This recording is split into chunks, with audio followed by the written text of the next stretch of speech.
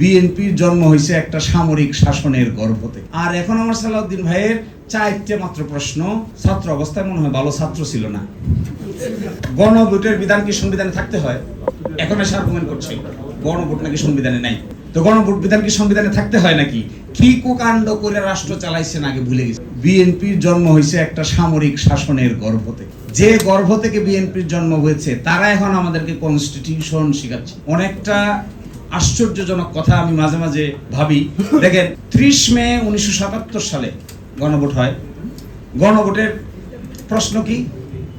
30 মে 77 সালের এই গণভোটের প্রশ্নটা কি? হ্যাঁ, প্রশ্নটা হলো রাষ্ট্রপতি major general Ziaur Rahman BU এবং তাহার অনুসৃত নীতি ও কর্মপন্থার প্রতি আপনার আস্থা আছে কি? হ্যাঁ অথবা না বলুন। 88% লোক হ্যাঁ বলেছে। কয়টা নীতি? কইসে নীতি? এখন তো 4 প্রশ্নে 3 ঘন্টা লাগে।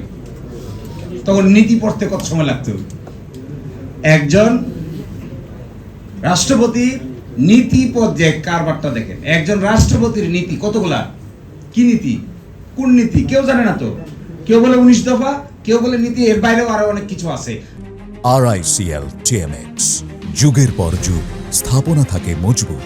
আর এখন আমার সালাউদ্দিন ভাইয়ের চারটে মাত্র প্রশ্ন। ছাত্র অবস্থায় মনে হয় ভালো ছাত্র ছিল না। আমরা তো ভালো ছাত্র ছিলাম। সব সময় আমাদের 4 প্রশ্ন পড়তে, আমার ধারণা ফুয়াদ, আমি, তুষার, আমরা যারা আছি, আমাদের 4 প্রশ্ন পড়তে 2 মিনিটের বেশি লাগবে না। কিন্তু আমার ভাইয়ের 4 প্রশ্ন পড়তে 3 ঘন্টা সময় লেগেছে। আমার মনে হয় আবার লেখাপড়া শুরু করা দরকার। এই নাই তখন কি ছিল সংবিধানে? গণভোট ছিল?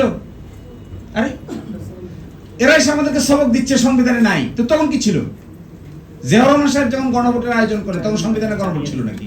সংবিধানে গণভোট এসেছে 1978 সালে। 1978 সালে সংবিধানে, তাও মার্শাল প্রক্লেমেশনের মাধ্যমে মার্শাল জারি করে সংবিধানে কেটে ছিঁড়ে পোস্টমর্টেম করে সিজার চালিয়ে পছন্দ মতো ডাইনে বামে নিয়ে এই কাজ করে এখন আমাদেরকে এসে সবক শোনাচ্ছে কোনটা সাংবিধানিক আর কোনটা নাকি অসাংবিধানিক।